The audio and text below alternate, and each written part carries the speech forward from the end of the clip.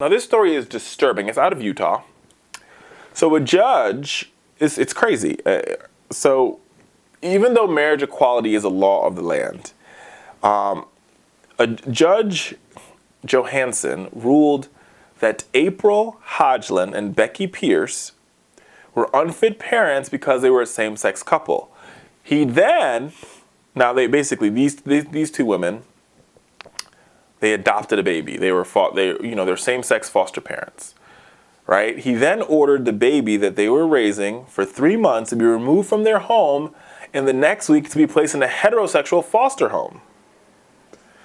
Now, to go further, this couple, who are both married, were approved as foster parents earlier this year, passed all the inspections, all the background checks, all the interviews, all the experts said, we're good to go, thumbs up, you can now help the children who are looking for homes.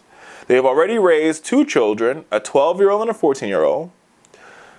The child's birth parent, mother, is similarly upset by the situation and wishes her daughter could be returned to the couple. But nevertheless, in the opinion of the judge, he claims there are myriad of studies that show that his position that kids should be raised in only with heterosexual couples.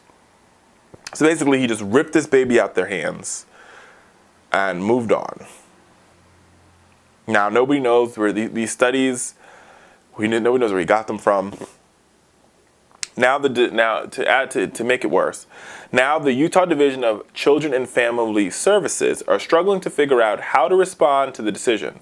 The agency recognizes the decision may not be lawful because it's discriminating against same-sex couples, but it also is required to follow court decisions.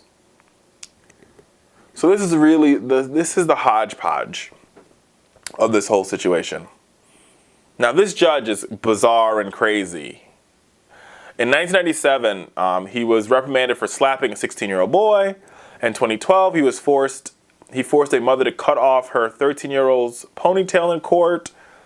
Punishment for the teenager cutting off a 3-year-old's pony hair. A month later, he sentenced a teenage boy to juvenile detention, concluding that his poor report card was not an excuse for the possible learning disability that he had, and on and on and on. So this judge is a loony. He's from the loony bin. This is why elections have consequences, people, because you elect crazy judges or you elect crazy politicians who appoint crazy judges. But the heart of the matter here is this judge, I would argue, has violated, one, he's wrong. 2, the studies that he's talking about, nobody's been able to seem to find them. And 3, I would argue that he has violated the spirit of the Supreme Court decision this past year that legalized marriage equality for LGBTQ couples. Because in that law, it says that LGBTQ couples should be entitled to all the rights and privileges that exist for same-sex couples. And being a foster parent, whether you know it or not, is something you would deem a privilege of being married. We are a married couple and we want to foster children. Not to mention the fact that, very few people want to be foster parents. Because if everybody wanted to be a foster parent, we wouldn't have such a big, overload of people in the foster care system that haven't been able to get out or haven't been able to find real families. So these 2 women are doing God's work, and an angel of the devil is blocking them from continuing to do this work because he's a loony bin.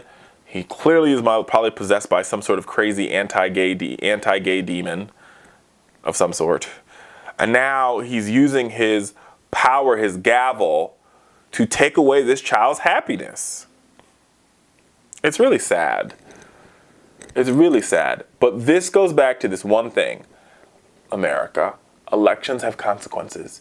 You elect crazy people like this guy. Just saying.